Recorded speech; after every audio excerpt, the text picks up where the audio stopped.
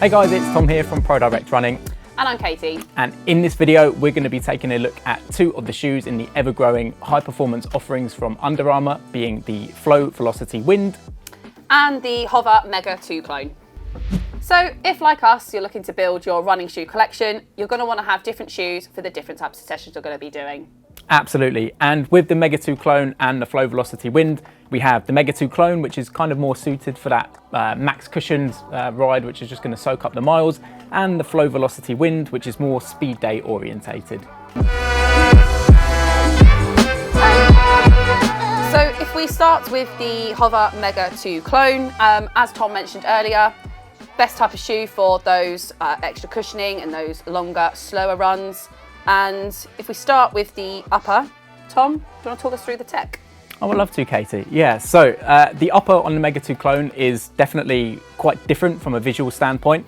It's a synthetic material, but it's got these different textures to it. And the idea of the upper on the Mega 2 clone is that it's going to adapt to your foot and keep you nice and locked in to enable you to unlock the maximum benefits from the midsole underneath. As with lots of shoes in this category, we've also got some nice areas of strategic reinforcement just to enhance durability over time. So moving on from the upper, if we turn to the midsole of these, you can see here quite a big chunk on the midsole. Tell me a bit more about that. Yeah, so with the Mega 2 clone, we have indeed got a nice big stack of Under Armour's HOVR foam underfoot.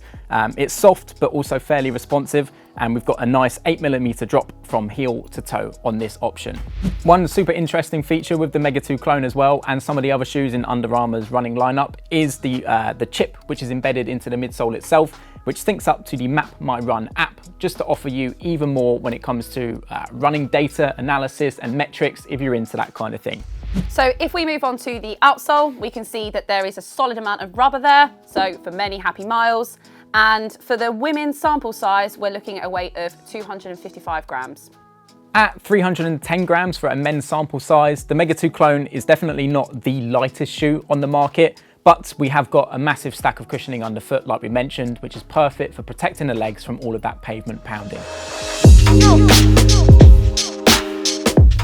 Moving on, if you're looking for a shoe which offers a bit more versatility and is more catered towards those speed days, the Flow Velociti Wind is definitely worth looking at. And although it's not a brand new release, it has been incredibly popular within the running community.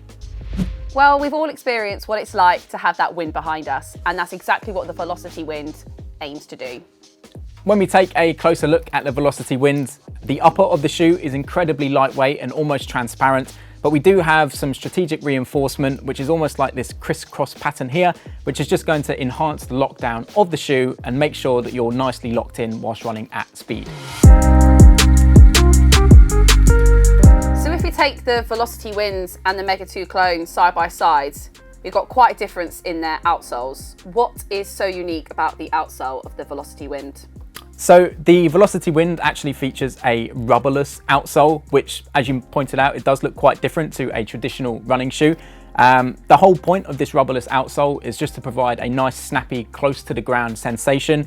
And you may be mistaken for thinking a shoe without rubber is going to be less durable, but we've actually found that the Velociti Wind holds up really well over a considerable amount of mileage, and it also offers great traction in a variety of different conditions.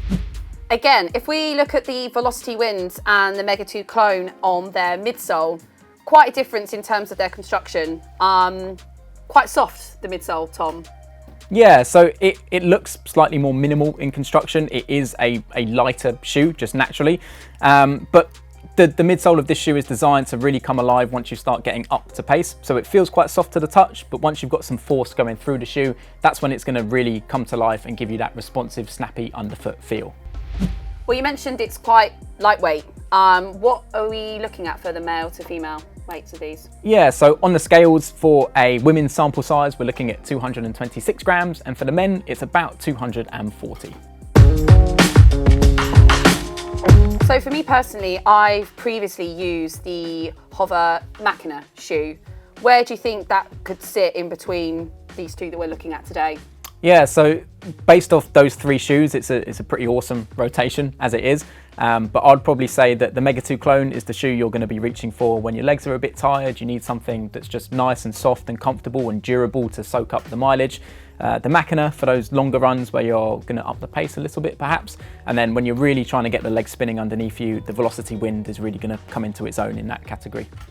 So once you've got your shoe sorted, you may want to sort yourself out with some Under Armour apparel as well. And Under Armour has a really extensive range, right from your race day all the way to the kit that enables you to run in all weather conditions as well.